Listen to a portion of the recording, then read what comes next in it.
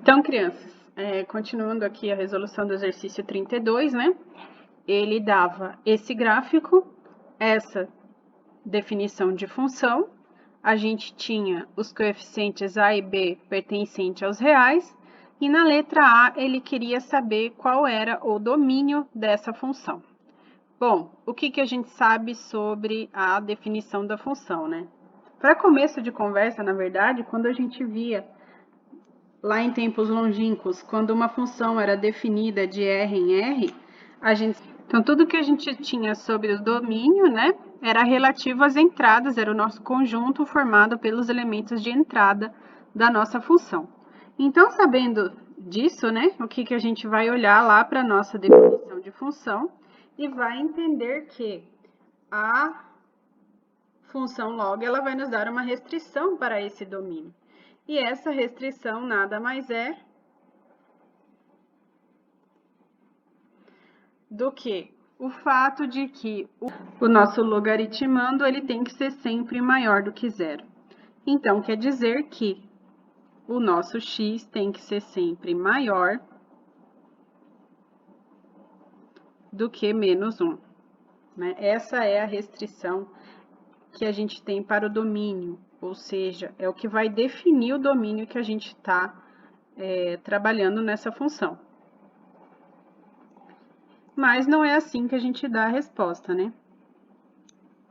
A nossa resposta, ela é dada ou em forma de conjunto, né, de um intervalo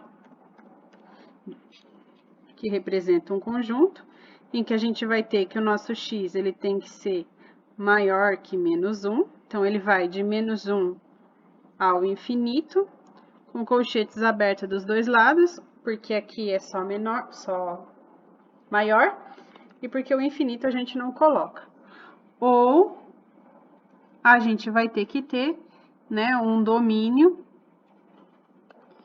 vou escrever melhor aqui embaixo, um domínio que é igual a um x real, de tal modo que o x seja maior do que menos 1. Então, é assim que a gente define o nosso domínio dessa função. A segunda pergunta que o exercício faz é quais são os valores de A e B. Então, agora, para responder essa outra questão, o que a gente vai precisar? A gente vai precisar observar o gráfico, né? Porque A e B, a gente não tem informação sobre eles, mas a gente consegue pontos em que a gente tenha a relação x com y, substituindo, a gente vai descobrir os valores de A e B. Então, se eu olhar bem para o gráfico, esse ponto aqui, né, em que intercepta o eixo y, esse ponto é aquele referente ao x igual a zero. Então, eu posso dizer que, para quando x igual a zero, o meu y vale 3. Então, esse é um ponto que eu posso utilizar substituindo na minha função. E aí eu tenho vários outros, né, que se eu observar aqui. Mas um que é muito óbvio também é o segundo ponto que está aqui, né? Esse ponto a gente vai ter quais coordenadas? Eu também posso chamar ele de Q, né? Para o ponto Q eu vou ter coordenadas 1 em x e 4 em y. Ou seja, as coordenadas do Q vai ser 1 e 4. Então, se eu substituir esses dois valores, né, na minha equação, o que eu vou ter? Para o ponto P, eu vou conseguir o valor de y é igual a 3.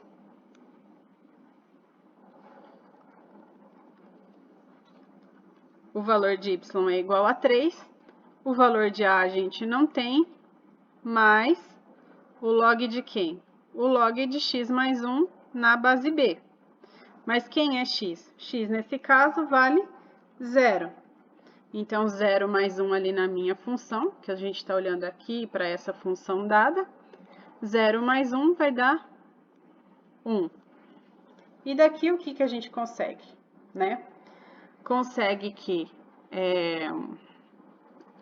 log de 1, qualquer que seja a base, dá sempre 0. Então, o nosso valor de A já foi descoberto por aqui e ele é igual a 3. O canetinha que está falhando hoje. E o log de A é igual a 3, né? Certo. Mas ainda a gente tem a informação vinda do ponto Q. E a informação vinda do ponto Q, ela diz o quê? Ela diz que para quando y igual a 4, x é igual a 1. Então, se eu substituir lá na minha equação, né, de Q em f, né, que vamos chamar assim nossa função, a gente vai ter o quê? 4 é igual ao valor de A, mais o log de x mais 1 na base B. No caso, x aqui vale 1, e aí 1 mais 1 vale 2. E esse vai ser o meu resultado a princípio. Mas o valor de A a gente já tem. Então, a gente sabe que 4 é igual a 3 mais log de 2 na base B. Esse 3 está somando, passa para lá subtraindo, vai ficar 4 menos 3 dá 1. Então, o que resulta é de que log de 2 na base B é igual a 1. E daqui a gente tem na própria definição de log que a minha base vai ser B, ela está elevada a um expoente 1 e isso tem que ser igual a 2. E para que a gente tenha um número elevado a um expoente 1 e dê 2, a nossa base só pode ser B igual a 2. Então, com isso, a gente define os valores de A e de B como solicitado, certo?